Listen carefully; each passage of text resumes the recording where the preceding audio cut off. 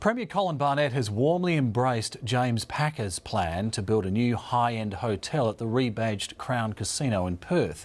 As part of the deal, Mr Packer wants to expand his gambling operation with hundreds more poker machines and gaming tables. Reverend Tim Costello is one of the nation's leading anti-gambling campaigners, and he says while the development may be a tourism boost, he says WA should lead the nation by imposing $1 betting limits on poker machines at the casino.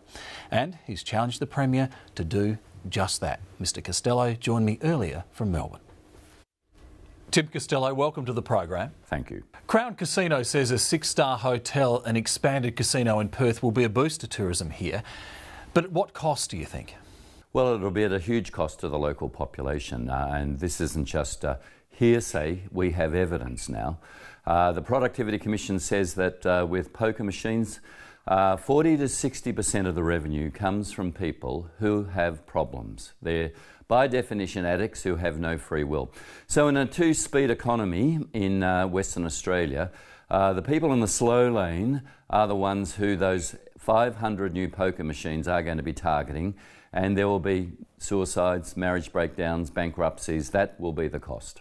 Do you think 500 poker machines and 130 gaming tables being introduced over a number of years will actually make much difference to the effect that gambling is already having in this state? Look, I think it's defensible in terms of the tables. When you say high rollers want to come in, people from interstate to play the tables, I think that's actually defensible when there's more revenue going into the state government from it. It's the machines that worry us. You know, 75% of all calls to gambling help services for all forms of gambling come from pokies. So that includes horse racing, the lot. Pokies are the crack cocaine of gambling. And those extra 500 machines are targeted at locals. They are the ones already in a two-speed economy hurting, who will be hurt even more. And the Barnett government have the Productivity Commission to read in black and white, so there's no doubt, no ambiguity. They know they will hurt some of the locals with these machines. Now, as chair of the Australian Church's Gambling Task Force, you've campaigned hard for gambling reform on the East Coast. But with poker machines confined to the casino here in Western Australia, surely they don't represent the same threat as they do in other states? You know, that's absolutely true. It's why you actually have far less problem gambling per head than the eastern states. It's the accessibility in suburbs and rural towns that really do the damage in the eastern states. So I congratulate Western Australia in confining them just to one destination casino. But remember, we have the highest loss machines in the world, where you can lose thousands of dollars. In Britain, you can only put £1 coins in. In gaming machines included at Burswood, you can load up thousands of dollars in one go. That's been banned elsewhere in the world. So I would be quite accepting of gaming machines if we had $1 plays, $120 an hour losses, not thousands of dollar losses. These are highly dangerous machines where we can't just say, oh, they're pathetic individuals who can't control themselves and should. This is a dangerous product. But I guess the question does become whether people need to be saved from themselves. You seem to be saying that they do. No, we don't say with cars, oh, you can drive at whatever speed you like. We have police, traffic lights, safety belts, because we know they're dangerous, and yet we still drive. We need to say, with these machines, these are very dangerous. They are much more dangerous than other parts of the world. And simply putting the sort of restraints on them isn't taking away individual responsibility.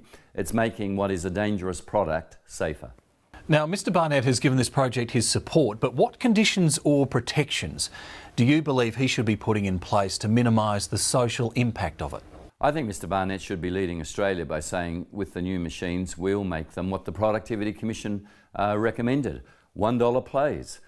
The Productivity Commission said you can do that without a trial. The rest of the world's done it. We know it works. You won't have the damage. And people will still have the pleasure of waiting for the electronic fruit to come up, but not at the damage that we are seeing now. I would challenge Mr Barnett to do that. $1 plays rather than these highly dangerous poker machines. You've been advocating that as a national reform.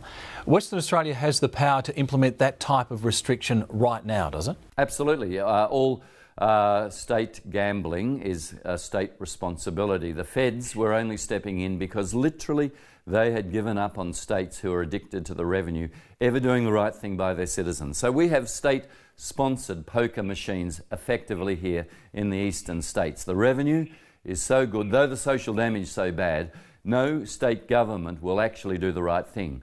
Western Australia can lead Australia, should lead Australia on this, because you have a mining boom, gold tax, other sources of revenue. On this, I would call on Mr Barnett to do the right thing. Now, if he doesn't heed that call, what will happen?